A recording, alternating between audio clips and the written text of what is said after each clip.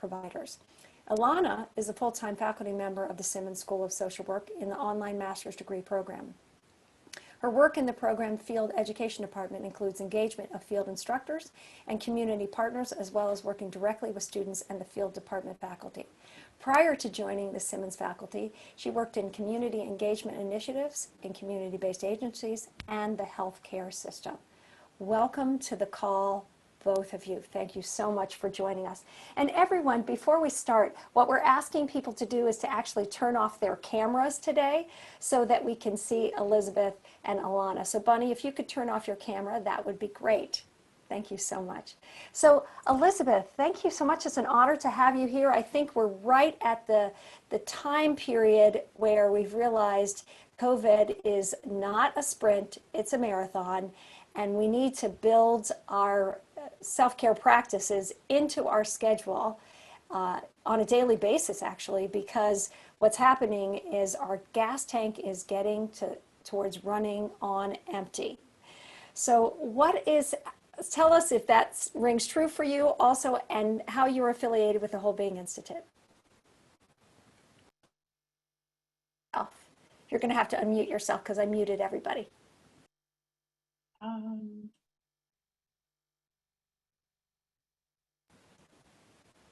Yeah, one more time. Let's see if you can unmute yourself. There we go. There we go. I was saying I couldn't do it myself. I needed to be unmuted by the host. So here I am. Thank you so much for that introduction, Caroline. It's, my connection with the Whole Being Institute has, it's been, I was just saying when we were just chatting before, it's been a transformative one. I will start with saying that. So I'm a SIP graduate. And as I was thinking back, I think it was about 6 years ago, so time flies, that I took the course, and I joined SIP at a kind of interesting time in my life, I'll say. It was a really difficult time in my professional life. And I think that's part of how part of how it was transformative for me. I was able to turn that difficult time into into really a new vibrant career. But while I was in SIP, I started engaging with all this, with what we were learning about resilience, and started reading about and talking about and really living what I have kind of started to feel of like the power of adopting these kind of intentional practices to boost my resilience. But at the time, as you were saying, I was also I was the clinical director over many community-based programs, and I really was thinking about, how does this apply to my chosen profession? I'm a social worker. We are a strength-based profession, and the employees I was responsible for leading. And so my employees were, I'm a social worker. They were masters prepared, either social workers or psychologists, or doctoral level clinicians, but also direct care staff from a lot of different backgrounds. And in general, in the behavioral health workforce, there's a lot of concern. There's a lot of conversation about burnout. And there are a lot of workshops and in-service trainings about burnout prevention, self-care, etc. And at the same time, there's lots of talk about never having time for doing the self-care. So a lot of people going to workshops and then finding, not really being able to implement what they learned. And this stuck with me, and kind of how we were thinking about the whole notion of it. So it led to me thinking about this from a different angle, I'll say. And one was a kind of a deep recognition that just the framework of burnout itself, or overwhelm is how we might talk about it in our regular lives, and kind of this work on, kind of the constant work on burnout prevention, is basically inherently a deficit-based approach. So it's kind of characterized by this kind of, that we're threatened depletion, like I might run out of energy to do what I need to do, or I have, or doing this work has depleted me in some way. And that often it's kind of, we conceptualize it as due to the kind of the things out there. And what troubled me most, honestly, although this doesn't often get spoken, but it gets lived out, was that the out there would be in some subtle way about the clients. Those clients are burning me out, and that troubled me a lot. But it could be the payment structure that, and for now, all of us in our lives, the school system, our relatives, that they're kind of, all that stuff is depleting me. And when we predominantly use that language of depletion or overwhelm, it really starts to shape the lens that we see through. So I'll give an example of a student, so in my more recent life, student in her early mid-20s. And I was really dismayed when I heard her start talking about feeling, that, well, I'm really burnt out on that population. And it happened to be a population that I, kind of a group of people that I think are frequently seen as kind of the problem. But it also troubled me that someone in their 20s was talking in that way. So I started thinking about the framework of burnout and this idea that it's about depletion, and also that we often talk about kind of it being alleviated by these, what I think of as these episodes of self-care. So that might restore some semblance of our pre-burnout kind of energy, or they might not. But that the solution, if you will, of self-care approaches are often seen as something that happens separate from the stressful experience. So I have, if you think of work or if you think of family, that the only way to kind of to regain energy is to do something out there that will help me feel better. And, that works. But I wanted to think about other ways that we could approach this. And I want to be really, really clear that we all live with, just kind of stating the obvious, right? That we all live with so much stress. And there is a lot happening out there right now. And it sometimes feels like it is, depending on how you look at it, feels worse and worse. And we know that the impacts of historical trauma, systemic oppression, have added to the burden for a lot of people in our lives and who are around us for a long, long time. So the sense of pressure from out there has been a long-standing one. So in no way am I saying that burnout and overwhelm aren't real, but trying to think of a way to approach it differently, as I said. Well, this is fascinating, and I'm really looking forward to this conversation. If I understand you correctly, what you're basically saying is that it's like the gas tank, if we use that analogy, is completely empty, and then we've been thinking of it as, we've got to stop altogether to refill it up. And what you're saying is, wait a second, maybe we need to refill as we go. That is such a perfect analogy. I love it, and I'm going to borrow it if you don't mind. Not at all. That's exactly right. And in that, you just kind of extending on that analogy, then the idea is like it's that stress of, oh my gosh, I hope I can get to the next gas station before I run out. Right. And constantly kind of, this worry of and then the belief that, the journey or the ride that I'm taking is what's wearing me out. Exactly. Right? Exactly. Versus, wait a exactly. second. Can I work it in such a way that I can actually enjoy this ride? And yes, there's going to be bumps, and yes, there'll be an accident on the road, or there's something I have to slow down for, or take a break from, or come back. But I can enjoy the road. I can enjoy the journey. That's exactly right. So I'm not glued to my iPhone finding out where the next gas station is. I'm looking out the window and noticing that the trees are changing color here where I live.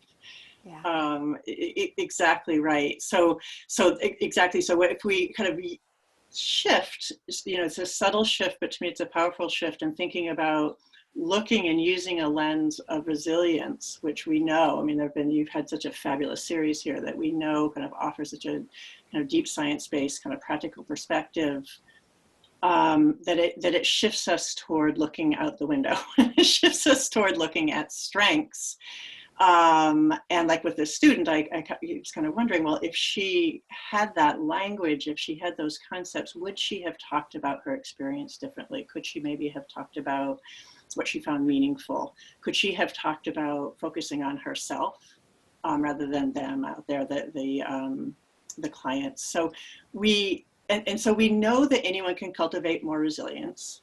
So even if, such as myself, you're not endowed with kind of a naturally optimistic outlook. I am, very good at worrying, but I've built my resilience.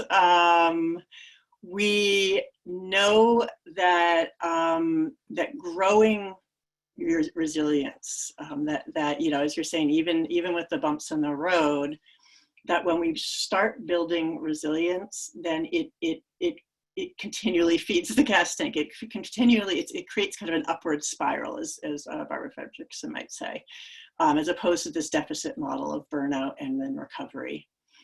And and resilience practices can be adapted to be integrated into our daily lives. And so that's the thing that really I've held on to.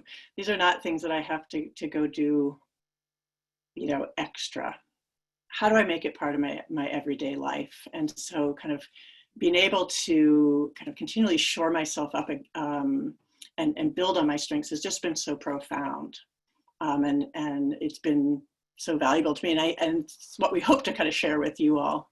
So I wanted to, I'm going to go ahead. I would just have one comment in the chat, yeah. and you mentioned this before, but I just wanted to make sure that we frame this. Okay.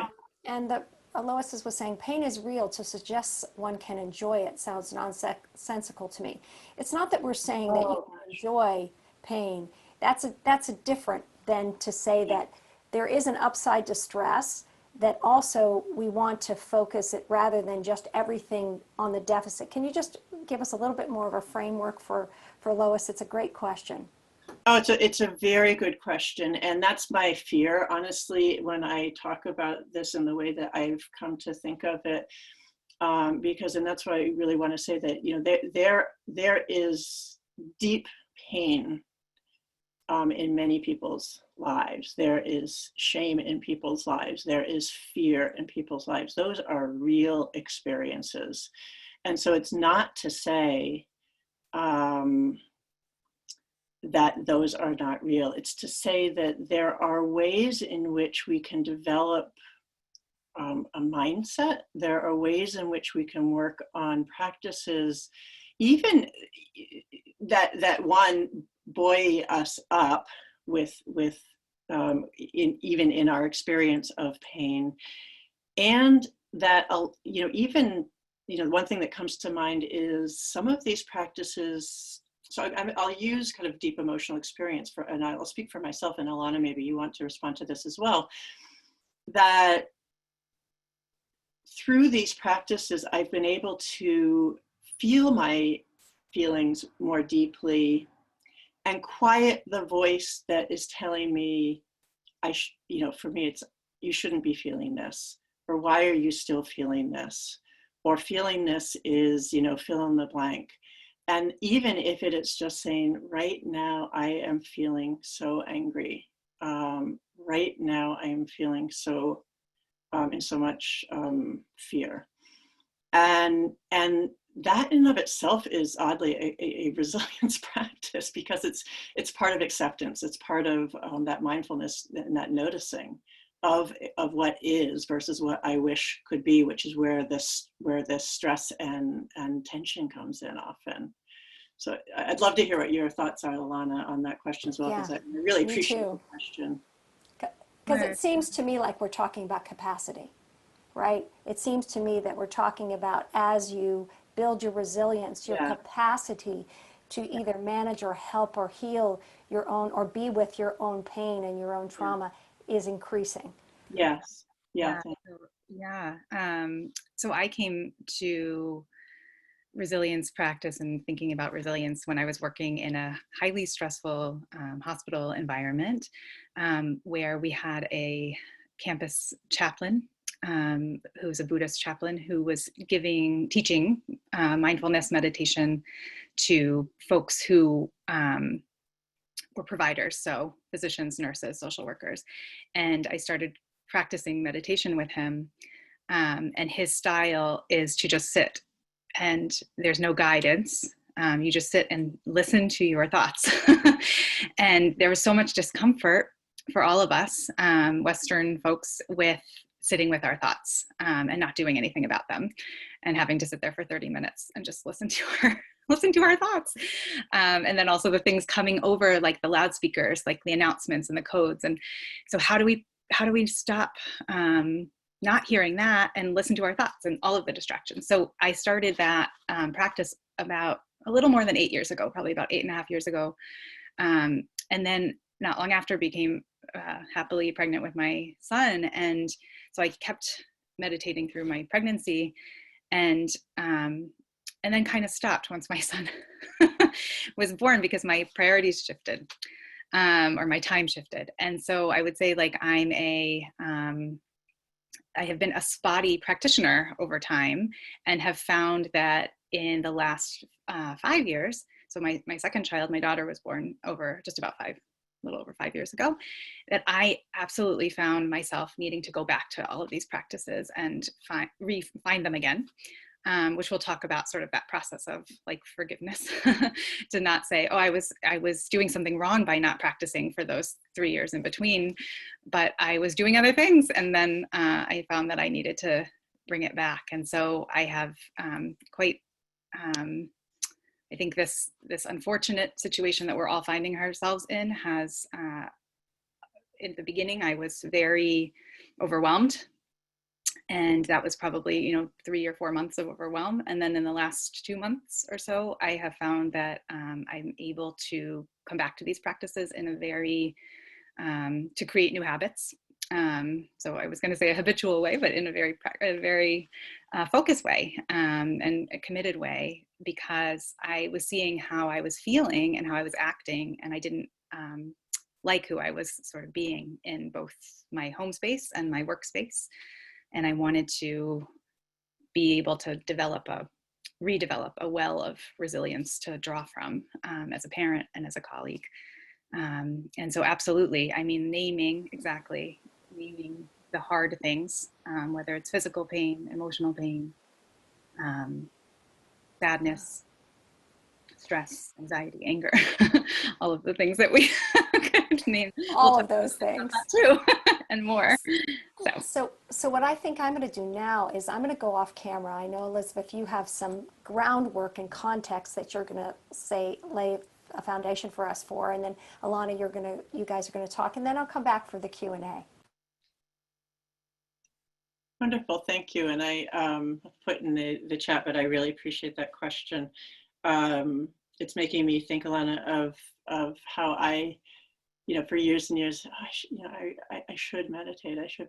And it was only when I had a serious medical condition that actually meditation would be helpful in treatment of it that I started. So it is sometimes through pain that we kind of come to some of these things as well, but it's not but the challenge is still there.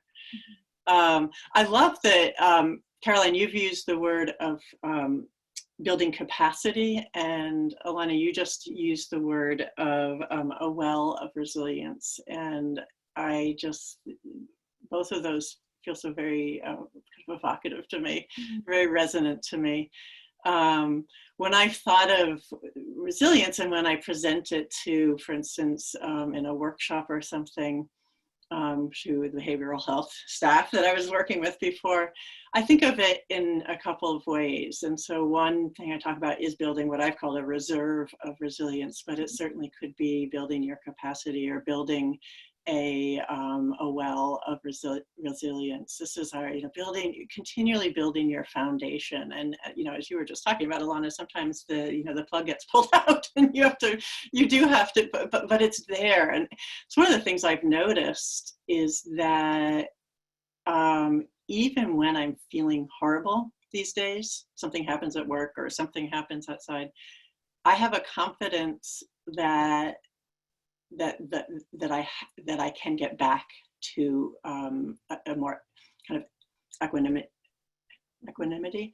And I didn't have that before. So anyway, I think of a reserve of resilience, and then I think of that we need kind of in the moment resilience kind of tools as well, for when we're kind of right up against it and something unexpected happens, and so that we have some ways of responding.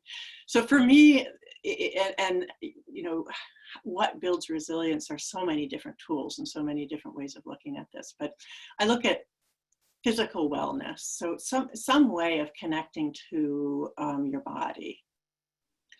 And we're going to try to, in our conversation, kind of hit on some of the things that we do with all these, so I won't go into details on them right now. So physical wellness, I do think about emotional wellness. And exactly as Lois has written, noticing, naming, accepting emotional experience is part of that. So mindfulness, but also positivity, gratitude, savoring is part of that as well. And there are other things that we can do for emotional wellness. The third thing I think of is social support. And there's a lot of evidence that shows that resilient people have someone that they can turn to, or someone who's in their corner. And then finally, connecting with meaning, something that connects us with something that is larger than ourselves, outside of us. It might be a spiritual connection, it might be a cause or an ideal, a purpose, family, it could be, you know, any number of things. And remember, you know, touching in on that from time to time. So those are the things I think of as kind of building the capacity or filling the well. In the moment resilience for me is really all about creating practices that, and I'll talk a little bit about this, that help me stay grounded with the power of choice. And they're really more about cognitive flexibility.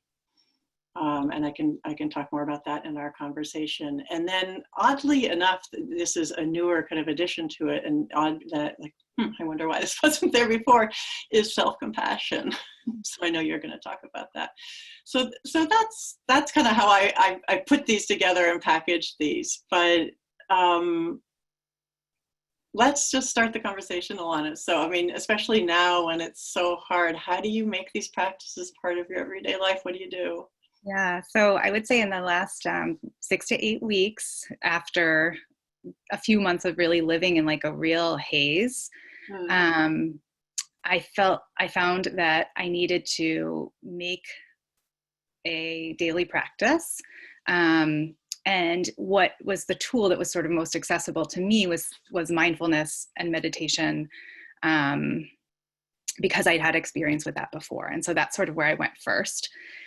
And I had recalled when a friend introduced me to meditation over a decade ago, when I was a little cautious about it, that this idea that I could sit with my thoughts and feelings was really uncomfortable for me. And so she sent me something that I'll share. I'll try to share in chat, which is a little video called a 1 moment meditation. And we won't watch it right now, but it's something that you can watch on in your homes, in your spaces. And basically this idea that any moment is an opportunity to just be. Mm-hmm. And so that I can shift out of wherever I am that's not good, sort of, or I can tune into wherever I am that's not good and just pay attention to that, rather than sort of living in this haze of, or some folks will call it like a trance of what thinking all the time. What am I doing? What am I doing? What am I not doing? Where am I failing? So that sort of coming back to doing things for just 1 moment, and learning how to just begin to be comfortable with where I am in the moment, was a beginning for me. And then as I sort of moved forward and wanted to do more, I explored committing to a daily practice through a meditation app, and also through, and this sort of links with social support, through an accountability buddy, where my friend and I were meditating at different times during the day, but we were using our app and the app was tracking us. And so sort of giving some reinforcement, some positive reinforcement for our venture. And see what each other was doing? We could see when so my friend's name is Rachel. So when Rachel would finish her meditation, I would get a little alert that said, Rachel has just meditated for 10 minutes. So it was like a little bit of a competition, because I think we both have that, like a little bit of an inner competitive edge, but it was also just great because it was like, oh, right, I need to meditate today. And so we would come, how early in the morning, how late in the day, did we meditate, but just to really be there for each other. And so one of the meditations that I learned through that app is called 10 Good Breaths. And I actually did it right before we came into this room, because it's 3 minutes or so, or however long you want to take the time to just take 10 breaths and really focus on where you are and being present with that. And then the other sort of practice that I was reacquainted with, which we've talked about a little bit already, is mental noting and naming. And so I think, what was so powerful for me about doing that, it was also something I was kind of anxious and fearful about, because I didn't want to have to name all the negative things that I was feeling. Like, it just felt like I was dwelling on them. And so what I found that happened was, in giving myself permission or skill to name the sadness or the fear or the exhaustion, I was also giving myself permission to notice and name all of the great things that were happening. So I started it just gave me a more expansive sort of way of viewing my life experience. And so I noticed positive things as well that I probably would have just taken for granted, to sort of, in the way that you were saying, like noticing the trees. Like, I noticed my children playing, which they do all the time, but I noticed it with a tremendous amount of gratitude. Like, oh, I'm so, like, in the midst of all of this anger or fear or whatever, like, here they are, just doing this thing. So I'll put a link about mental, a little. What do you think it is about, and this is more, personal experiential, not looking at the science of it, but what do you think it is about that mental noting and that allowed you to also see the positives? Because I do think there is some science behind that, but what do you think it did for you? Maybe this is what the science has told me. But I do think it's about being present and training your mind to be present. So it's giving permission to the thought or the feeling to exist, and then you're giving permission to all of the thoughts and feelings and perceptions to be there. And so it's sort of just bringing them into your awareness in a, for me, it was bringing it into my awareness in a way that just made it more likely that I would be able to I keep using the word notice, but be able to see it in a more full way. In a more full way, yeah. I mean, we used to, I certainly remember some of the teachers talking in SIP about this, and it makes so much sense. And you probably learn about this in your courses too, but that we can't really fully experience positive emotions if we also don't experience, like, emotions are kind of run the gamut. And that if we suppress some aspect of emotion, we're suppressing, so probably also with noting, and there is an emotional aspect to that of what you're talking about. And I think acknowledging just the ebbs and flows of life's experience, that there are, just because I'm sitting in pain, doesn't mean that's forever. And I think the noting of that allows for oh, right. And then you can sort of learn to sit with, I'm uncomfortable. Yeah. It's a bit of a jump. So forgive me for this, but so what I was going to talk about also is kind of another type of drawing from positive psychology, but another resilience practice is this idea of positivity and growing positive, noticing the good, and that's what you're talking about, and that we can make a point of noticing the good. One of the things that I've done in my home, and so this is a way again where it's just integrated into my life, is you know this, Alana, but others don't know this, that we moved here. I moved to this new house right days before the state that I live in Massachusetts before everything shut down. So here we were in our house in a new community.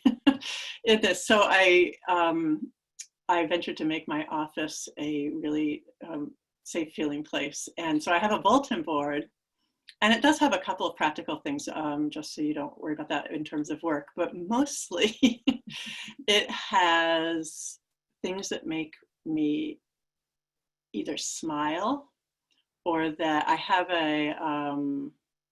I unearthed, moving is an amazing thing. When you move after 20 years living in a place, you find all sorts of things. So I found this picture of myself and my husband when I'm quite young, and I'm laughing and my head is thrown back, and he's like looking down at a plate, and I just imagine he's making some dry comment that just cracks me up all the time.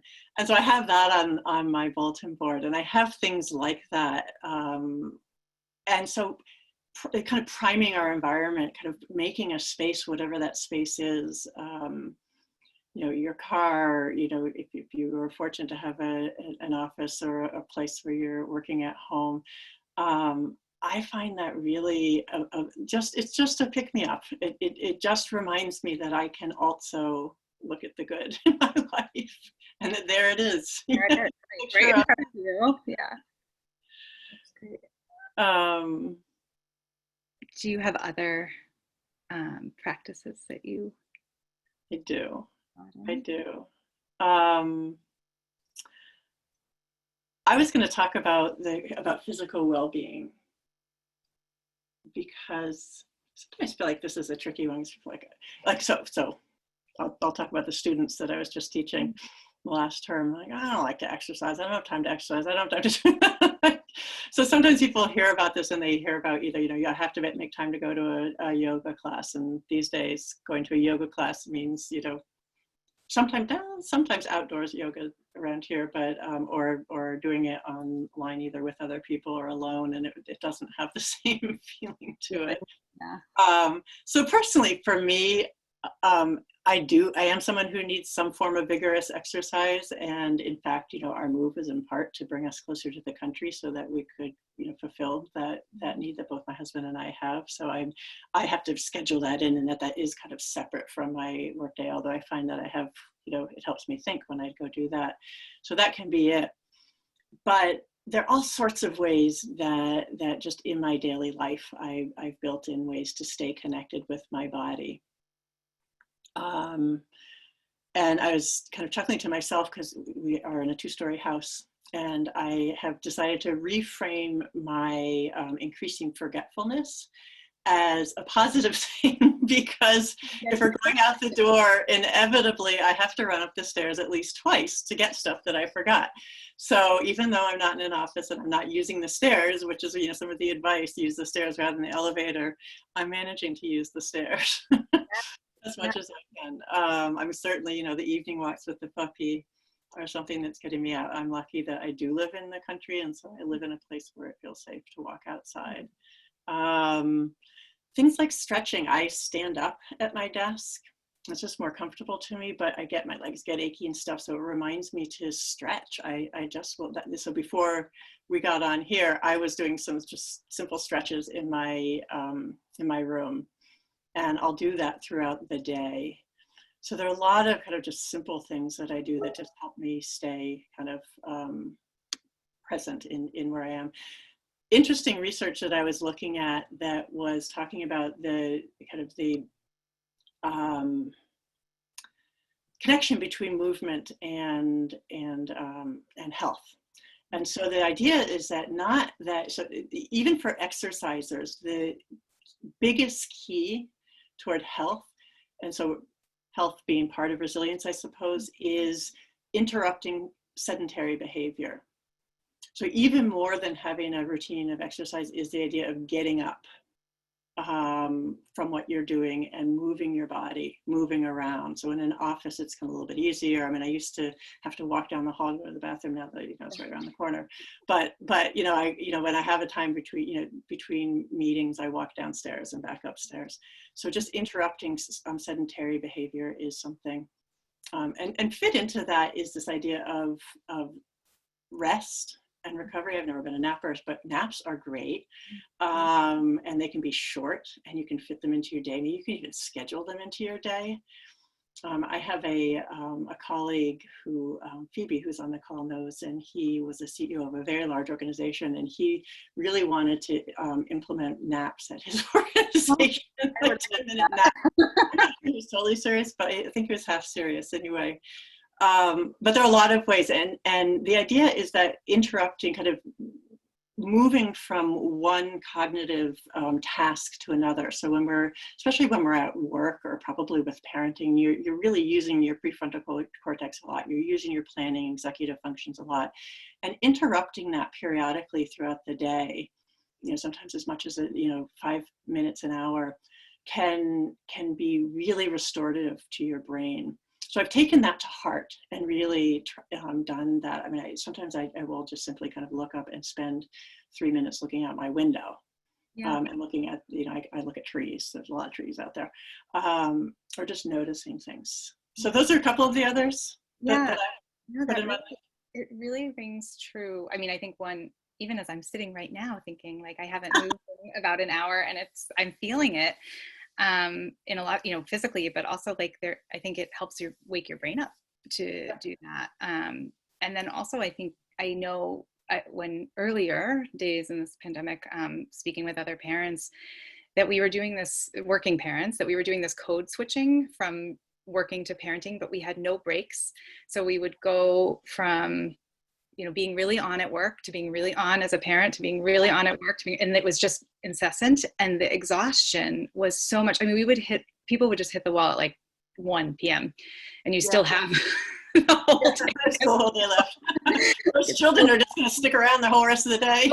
And that job too, so it's like how to give breaks. And so I think a lot of people found, even people who had not been nappers, that they needed to take naps, even if it was just 10 or 15 minutes, because they needed to get their brains off for a little while. Yes. And not have to engage in the way that was being required the rest of the day. So to be able to be present in what was right in front of them, kids or work or both. So I thought, yeah, it's great. One of the things, I used to take the train into campus, and I don't do that anymore. Obviously, we're all working at home, and we're fortunate to be working at home. And I've noticed that I don't have the transition period. So I'm not going home to parent, but there is something, making transitions. Couldn't be a resilience practice, and finding ways to really have those be restful. So that's the intentional part about it. Is what do I need in this, and what will make it be a restful experience for me, so that I can feel more filled up. Mm-hmm. Yeah, and I guess that would look different. Like, I think whether it's closing your eyes or taking breaths or going for a walk, or washing your hands mindfully, or whatever it is, like to make that change. So you were talking, I don't know if you want to talk any more about the social support piece. Yeah, so I was talking about my meditation accountability buddy. And I think that, for actually a lot of the practices, I think that it's possible to find, that person who also wants to take on a practice, whether it be, a daily walk or a yoga class or whatever, and then to connect with that person. But I found that outside of that, just really bringing up social support, like elevating it in my life, the last few months has been really important, because I'm not having the regular interactions that I would have outside of work, which I value the interactions I do have at work so much, but it's not the same as running into people, while at the grocery store or picking up my kids from school or whatever. None of that's happening. So what I've done, one is schedule phone calls. So I have phone calls with a lot of friends a lot of the time. I have to interrupt you and just say that makes me feel so much better, because I thought, is this really weird that I'm like scheduling times? That's what I'm, so friends who are afar, especially, like, that's what I'm doing. So thank you. That's exactly for normalizing that. Yeah. Oh, always glad to normalize something. Well, I think it works because we are busy. So it's sort of saying like, I'm prioritizing this, I'm scheduling, like I'm setting Yeah. up this time that works for both of Yeah. us. We can both be there rather than torn in multiple directions or pulled in multiple directions. But what I also have done, this is something I learned from a friend, is then schedule the next call when you finish that call. So that like, if it's a month away or 3 weeks away, that you're saying, okay, I'm going to talk to you again in 3 weeks, so that you're just kind of maintaining regular contact because the time is moving in a different way. And then the other thing I've done, and I'm rolling my eyes a little bit because I know this probably is not for everybody for different reasons, but I have a lot of friends that I text with during the day, all day long. We have changes going all day long. Oh, really? Groups or individuals. But what's really great about it is that, one, I can turn it off. So if I'm not available, I'm not responding. But when I am available, I do feel connected to people. That's nice. That way. And I feel connected like about just mundane daily things. So, such as if somebody's going to the store and they volunteer to pick up something for people who are in the neighborhood, that's really helpful right now. I got, a gallon of milk that way. So I didn't have to make the trip to the store. And then also just to kind of keep my finger on the pulse of people I care about and kind of have that be reciprocal, that I know sort of who my people are that I want to check in with, not necessarily every day, but on a pretty regular basis. And because I know that we're all going through things and we're all managing a lot, and it feels so much more important to have, because we're so insular with our family, like for in protecting ourselves, like I'd like to have people outside of my family that know how I am, and that I know how they're doing too. So yeah, those are really good strategies. I have a friend who we rarely got to see each other, and now her name is Jen, and so I have in my calendar every Friday morning, 8 o'clock, breakfast with Jen. And we have gotten actually a lot closer. And it's a blessing. I mean, it's not something I would not have wished what we're doing, and because she is working at home and usually she's working out in the community. So having those, feeling connected, and also knowing, I think of kind of knowing who to go to for what. Exactly. Yeah. Yeah, because I think it's not just about like, there are some things I hear from them, like, okay, that's nice. And I'm just sort of, it's part of the day, but it's not the depth that at times I need. So I know, right, to identify who are my people for the harder days or the real admissions of vulnerability. Yeah, that's kind of what I was thinking, but yeah, exactly.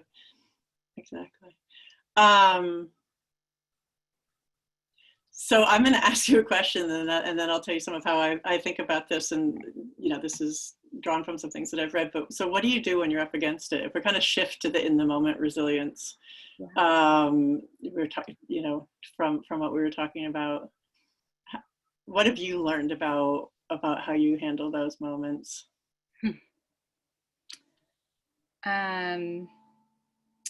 Like a really hard moment. How to not let it get to me. Yeah, I mean, we work together, and that there are times when I have handled those moments better, and a couple of times when I have not. So let's be real. Right. So, but what do you do? Because you look pretty cool. Well, I think it might be talking a little bit about something that you do as well, but I think some of it, one, is identifying, sort of really focusing on what's happening, like being really grounding myself in the present. So, and in my presence. So, I mean, some of that are actually like what I would say are grounding, like physically grounding exercises. Like I put my feet on the ground, sort of say like, I am sitting now, like in my head, say, and also sort of just reminding myself that, and I think this can be in any stressful situation, like I'm safe, assuming that I am. If it's a work situation, I'm probably just fine. And really just paying attention to how, like trying to pull up how do I want to be right now?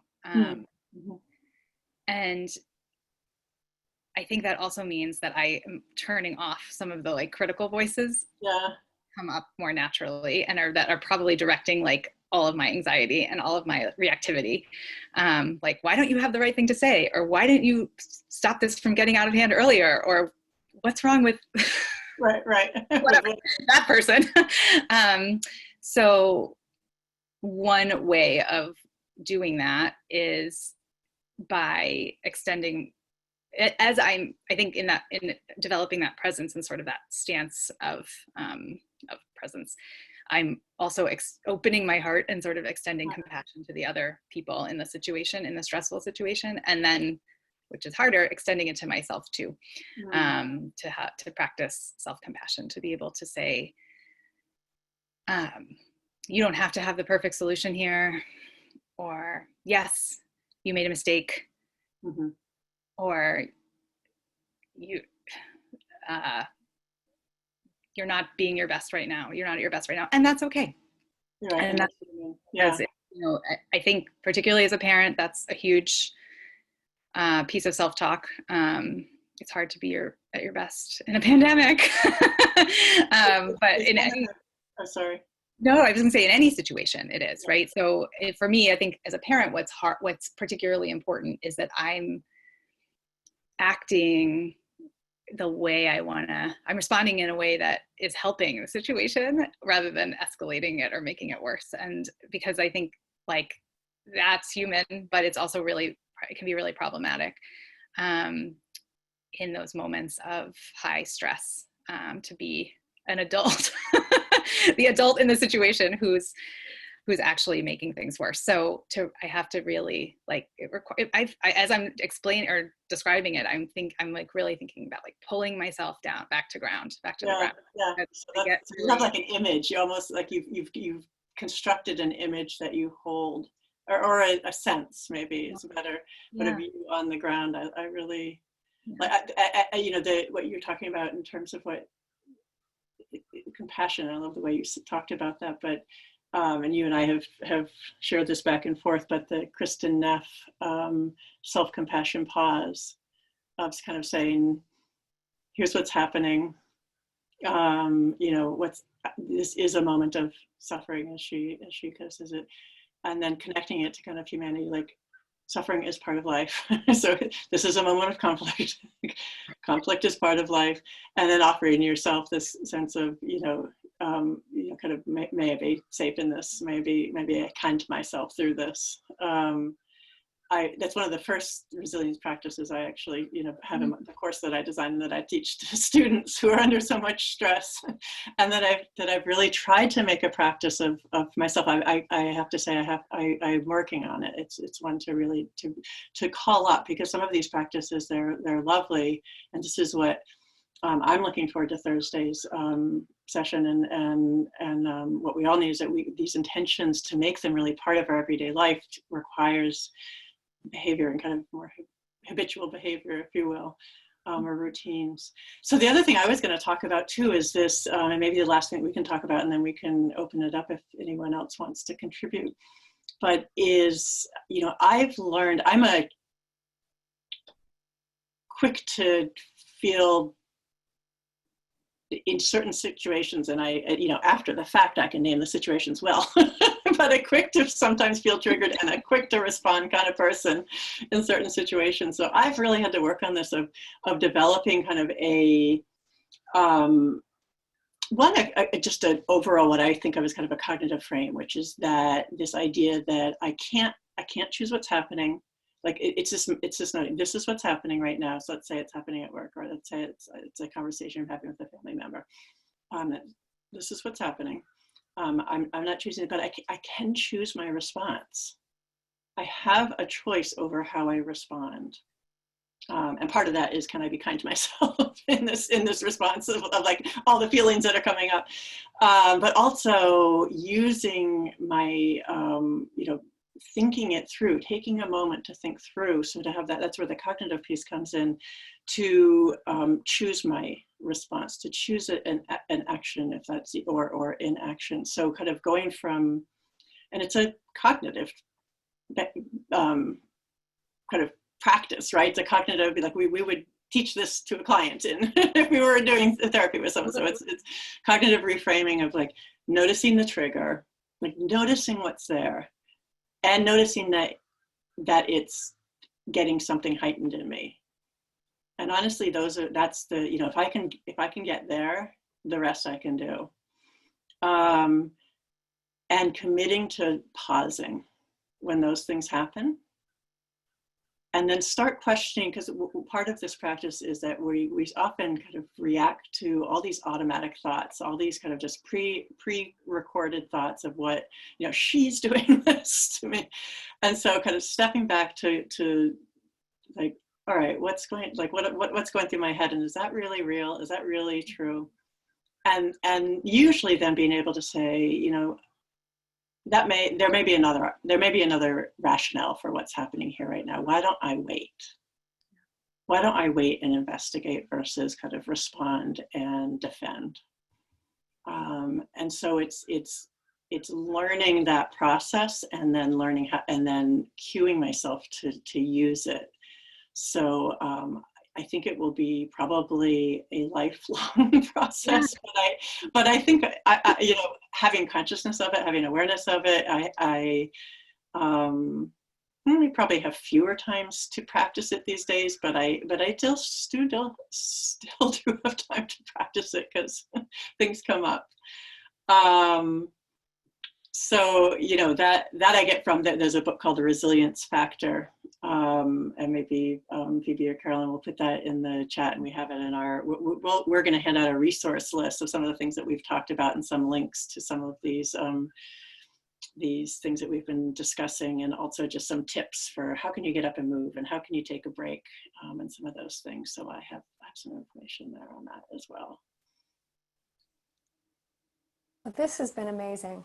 I have a couple of questions about cognitive flexibility. Yeah. Yeah. And also this, it seems to me like, to go back to the car analogy, those of you that joined us late in the call, one of the things I was asking Elizabeth early on was, you know, how do we enjoy the ride? And if we use the analogy that we're driving in a car, right, we want to make sure that our gas tank doesn't go all the way to empty. We're going to fill it up on the way. And by doing that, we can actually enjoy the journey and also build capacity for going a longer distance if we take short breaks. And I was thinking about what you said. I heard you say about interrupting, using the word interrupting several times, whether it's interrupting sedentary behavior or interrupting the constant scheduling so that I can get some, I'm not so relying on my executive functioning to just go and go and go and go. So I'm wondering about cognitive flexibility, interrupting, building capacity, and if you, Elizabeth, if you can talk a little bit more about that. Oh gosh. You know, one thing that, I don't know if this is where you're going, Caroline, I love the way you kind of just hone into different words and phrases and ideas that we're talking about. So thank you for that. One thing I, you know, kind of taking the idea of cognitive flexibility just a little bit further in terms of kind of linking that with resilience is, one way I think that works is that if I'm not having these kind of ups and downs, if I'm not reacting, if I am being more mindful and choosing my reactions as much as I can, or choosing my responses, I'm doing a few things. I'm reducing my kind of, you know, a surge of kind of stress hormones in my body. I'm reducing the felt experience of conflict or stress or threat. Kind of, you know, existential threat that makes me want to defend myself. And so, you know, I'm reducing a sense of then shame or whatever comes up for doing that. And I'm improving assuming that these things are happening, which they often do for me in interpersonal situation, I'm building and improving the relationships that I'm in. Because if I'm taking a step back and rather than reacting, I'm saying I want to take a kind of a curiosity or an inquiry stance instead, that I'm moving toward rather than kind of going at someone. So it's moving from kind of conflict to inquiry, to curiosity, to connection. So all of those things feel like they're directly related to resilience. And so literally from a biological standpoint to a relational standpoint. It also strikes me as what you're talking about, Elizabeth, too, is like there's an external ride in the car, if we go back to that analogy for a minute, which is that, I'm going someplace, but there's also the internal ride. In other words, my emotions, the situation, my response, my reactivity can take me for a ride, right? Yeah. And it's like, wait a second, how do I put in resilience practices so that both the internal That's right. journey and the one that I'm having while I'm driving are smooth and are kind of, I like to think of the infinity sign. They're kind of interconnected and one is supporting the other, right? That's right. That's exactly right. Yeah, I had this image all of a sudden of a car that's full of smoke. That would be the one. Like that's the one where it's gonna. No, that's taking you for a ride. But how can that be a clear environment so that I can see outside? Yeah. Yeah. Really true. I can't believe that we're out of time. I Oh also my wanted gosh. to I know it went by quickly, didn't it? I wanted your sense, Alana, of accountability. We have a partner that we work with that is called the Handel Group, and they offer us, they're one of our partners at the JCC, and they offer a special for people who want to actually, they have a digital program and you can get a buddy and you can go through their program, and they've given us half off on their program, and I wanted everyone to know about that because it really is true when you have somebody that you can connect to that will keep you engaged. I'm hoping Rick will talk about this on Thursday, bookending, right? How do I begin my day and how do I end it? And I like to, my resilience practices are to start with a little body love and gratitude for just all my joints before I even wake up. And then at the end of the day, it's like, what's one amazing thing that happened today, There you right? go. And so I make sure that I have these practices put in there, these bookends, so that I'm starting my day with something that increases my awareness, which is just for me, I'm a NIA practitioner and trainer, so in somatic person, so that I'm just opening up all those joints and listening to my body before I even step out. And I loved what you said about that, Alana. It's like, okay, wait a second. If there's a moment where I'm feeling like reactive, if I can ground myself, if I can touch my body, if I can feel my feet, if I can stay here, then I'm going to be less reactive. And I think that's so essential and so helpful, And so that's one of the things that I do. I feel like the three of us could talk for another half an hour. I know. And if the third, yeah, it's really true.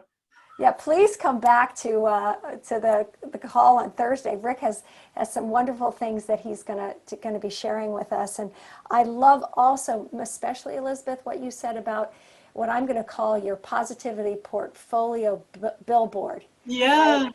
And I was thinking about that as I was looking around my room, and that's so easy to do, to Yeah. put up the pictures. I'm sitting here in this room, but I don't really have anything in this room that I could look to that makes me giggle or makes me laugh or brings me back to my a pleasant memory. And there I'm curating again the inside, That's aren't right. I? That's Yeah. right. Well, this has been a fascinating call. I thank you. We're just touching on it, and Yeah. I think right now as we begin autumn, right? This is like the happy first day of autumn or second day of autumn, whatever it is, and the weather gets colder, and we're going more inside. There can be a tendency to want to isolate, and I think that this time right now is more important than ever to make sure that we're doing some of these practices. So I thank you both for joining us for what I consider an opening conversation, and I hope we Good. have another one. Good. Oh, great. Thank you so much, Caroline. You're welcome. Take care, everybody, and we'll see you soon. Bye now.